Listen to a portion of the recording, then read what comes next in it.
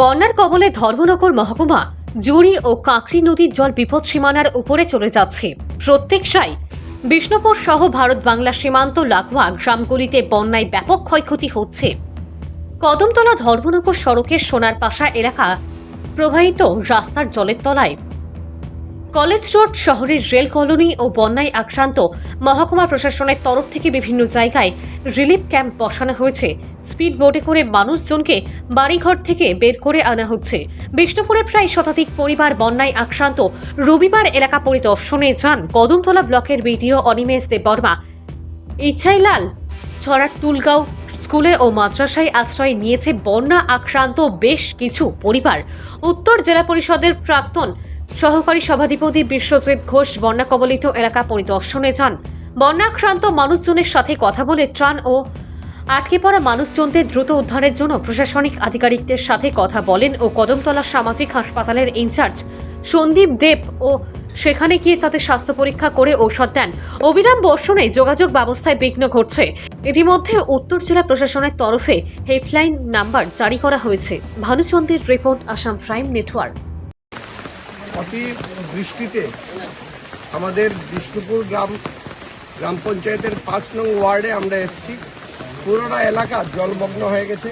এখানে যারা আজকে জলের কারণে যাদের বাড়িঘর ডুবে গেছে, এখানে সবাই এখানে আছে। আমাদের ওয়ার্ড মেম্বার এখানে আছে, আমাদের রিপনদা এখানে সমাজসেবী এখানে আছেন।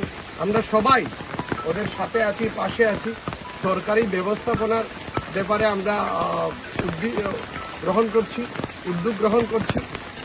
এখন বর্তমানে ওদেরকে বকবকি স্কুলে যাদের বাড়িঘর ডুবে গেছে বা বাড়িঘরে জল এসেছে, আমরা বকবকি স্কুলে ওদের ব্যবস্থা করে দেব প্রশাসনের তরফ থেকে।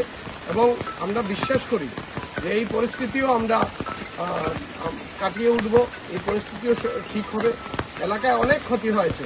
আমি বিডিও সাহেবের সাথে এসডিএম সাহেবের সাথে কথা বলেছি, ওনারাও এসছেন, বিডিও সাহেবও এসছেন। তো এই পরিস্থিতি আমার সবার কাছে আবেদন থাকবে, আমরা যেন এক অস্থির না হই, শান্তি শৃঙ্খলা বজায় রাখি। সরকারের উপরে আমরা বিশ্বাস রাখি, ভরসা রাখি। সরকার যেভাবে বিগত দিনে মানুষের দুর্ভোগে মানুষের পাশে থেকেছে, এবারও থাকবে। এবং আমরা এই হিসাবেই আমরা এসেছি। তো আমরা আশা করি এই সমস্যা থেকে আমরা কাটিয়ে উঠবো। সবাই ভালো থাকবেন।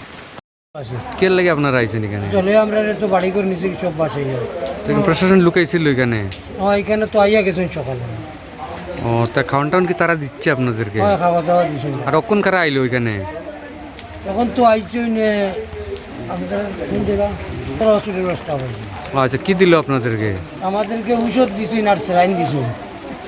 আচ্ছা, ধন্যবাদ। 7 পরিবারের মতো আছে। চতুর্দিকে জল স্যার, আমরা অনেকের বাড়ি ডুবাই দিয়েছে, আমরা কিছু বাকি রয়েছে, আমরাও বাইরে যাইতে লাগবো। আজকে দিন যাইব করে বুঝি আর না, বাইরে যাইতে লাগবো। তখন হসপিটালের সব তারা আপনাদের কি দিয়া গেল? প্রথমবেলা হাসপাতালের হসপিটাল দিছে।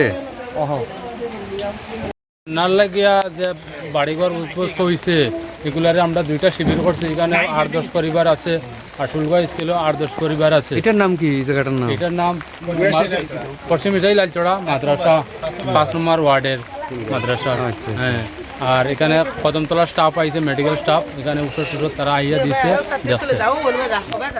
আচ্ছা, আর কখন আপনারা তাদের কি যারা আছে এখানে খাওয়া দাওয়ার ব্যবস্থা কি আপনারা করবেন? এটা আমরা তহসিলদারের মাধ্যমে আমরা একটা বার্তা পাইছি।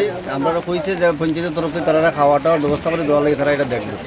আমরা সেইভাবে খাওয়া দাওয়া শুরু করছি, শুরু করি আমরা তাও করি। এই আপনারা কে এখানে আছেন? কবে আইছেন? অনুমানিক কত পরিবার হবে? অনুমানিক কত পরিবার? আমার বাড়ির 4 পরিবার। আর সব মিলিয়ে কত পরিবার হবে? আচ্ছা, আজকে প্রশাসনের কেউ এসেছিল এখানে? প্রশাসনের কেউ আইছিল নি?